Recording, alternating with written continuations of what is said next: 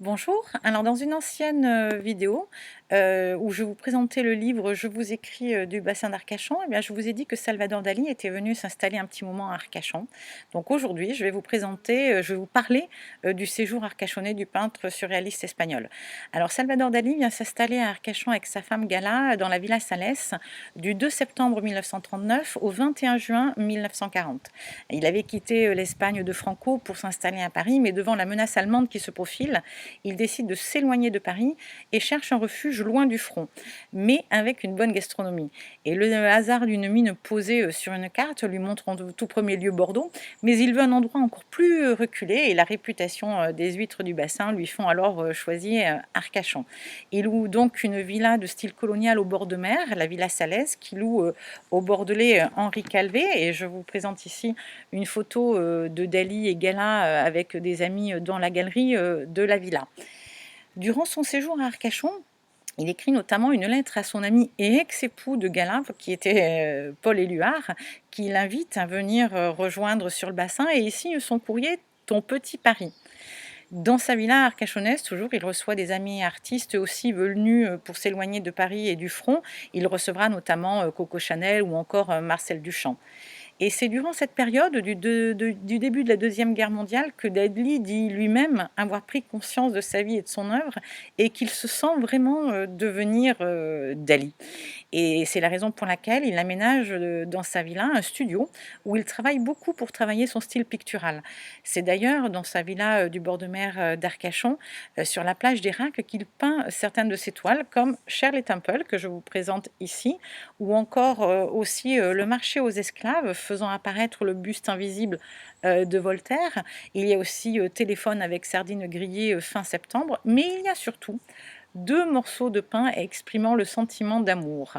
Alors dans ce tableau, le sable effectivement peut rappeler celui de la plage d'Hérac, mais surtout entre les deux morceaux de pain, si vous regardez bien, il apparaît un pion d'échec, et ce pion rappelle les parties d'échecs que Gala faisait à la Villa Salès avec Marcel Duchamp, pendant que Dali peignait dans son studio, dans son atelier. À Arcachon, il réalise aussi deux couvertures pour des magazines. Une qui s'appelle L'apparition d'une scène de guerre face au lieutenant Deschanel pour Paris Match. Et il fait aussi l'actrice Betty Scottfeld, métamorphosée en infirmière pour le magazine Vous. Alors, durant son séjour, il décore aussi de nombreux coquillages que lui apportent les enfants ramassés sur la plage juste en face, et ensuite il les redonne aux enfants. Et on peut se poser la question de combien de coquillages peints par Dali se trouvent encore dans les greniers ou sur les étagères des villas arcachonnaises, où malheureusement certains, ou voire beaucoup, sont partis malencontreusement à la poubelle. Il profite d'ailleurs bien évidemment de son séjour sur le bassin pour aller découvrir la dune du Pilat. Je vous présente ici une photo où on le voit sur la dune avec Gala et quelques-uns de ses amis. Alors malgré la douceur de vivre sur le bassin, évidemment, la guerre continue, les Allemands avancent en France et Dali veut donc s'en éloigner le plus possible.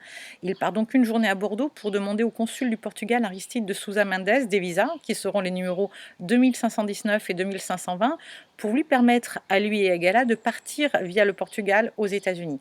Ils partent vite fait le 21 juin 1940 et réussissent à franchir le pont frontalier d'Andaille juste avant l'arrivée des Allemands et qu'ils ne le ferment, ce qui leur permet du coup de traverser l'Espagne. Alors Gala va, elle, directement au Portugal, tandis que Dali veut quand même revoir Cadaqués avant de s'embarquer pour les Amériques.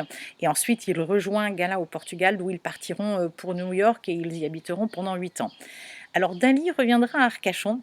Alors pas totalement Dali, c'est plutôt par le biais d'une de ses œuvres, car en 2014, au Théâtre Olympia, pour la représentation du spectacle de cirque surréaliste de la compagnie Daniele Fenzi Pasca, le metteur en scène obtient l'extraordinaire accord du Metropolitan Museum de New York de faire reproduire en toile de fond de son spectacle le Tristan et Isolde que Dali avait peint à New York en 1944 pour le ballet Tristan Fou, qui était une relecture du Tristan et Isolde. Et la toile de fond du spectacle de Daniele Fenzi Pasca est un véritable coup de maître, car il s'agit quand même d'une toile de 9 mètres sur 15 pour une surface totale de 120 mètres carrés. Et les Arcachonnais ont eu le grand honneur de recevoir le spectacle au Théâtre Olympia et ainsi de voir cette œuvre de l'artiste que la mémoire collective n'a jamais oubliée. Eh bien, écoutez, je vous souhaite maintenant une bonne journée. J'espère que ça vous a plu et je vous donne rendez-vous pour des visites guidées ou pour d'autres anecdotes, d'autres lectures, d'autres présentations d'œuvres. Au revoir et à bientôt.